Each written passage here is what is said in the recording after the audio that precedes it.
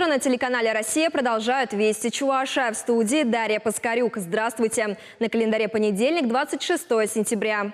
Сезон дорожных работ в Чувашии постепенно подходит к завершению. В этом году по нацпроекту «Безопасные качественные дороги» выделено почти 4 миллиарда рублей на приведение автотрасс республики в нормативное состояние.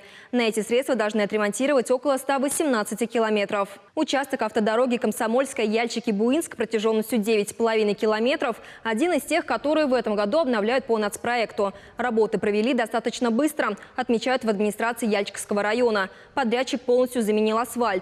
Обочины укрепили щебнем и асфальтобетонной крошкой. Оборудовали 6 остановочных площадок. Остается только нанести разметку.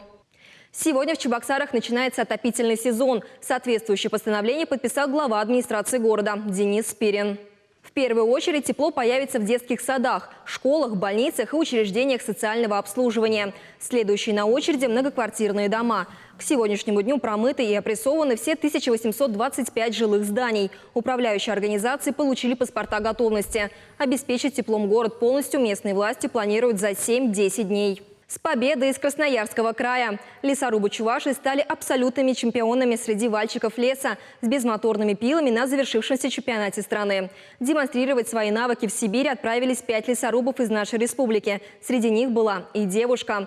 Вообще на конкурс профмастерства съехались несколько десятков профессионалов из 17 регионов России. Пилить, варить и вывозить – вот триада, на которой строилось соревнование. Оценивалась точность среза, значение имел каждый миллиметр и скорость. В течение 2 дней за звание лучшего вальщика соревновались 74 лесоруба. Представители нашей республики в упорной борьбе в общекомандном зачете заняли 1-е место.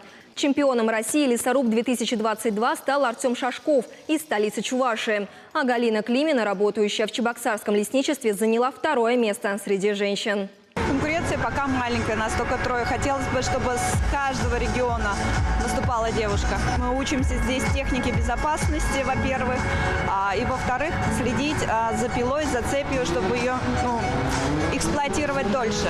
А следующая новость будет интересна тем, кто увлекается кулинарией и умеет держать в руке карандаш. В Чебоксарах проходит фотоконкурс рисунков под названием «Национальное блюдо народов Поволжья». Принять в нем участие могут все, вне зависимости от возраста. Для этого необходимо в любой технике нарисовать национальное блюдо одного из народов Поволжья, при этом расписав его рецепт. Затем сфотографировать работу. Отмечу, что участник конкурса обязательно должен присутствовать на снимке. После отправить фото на почту. Электронный адрес на экране. Крайний срок – 28 сентября.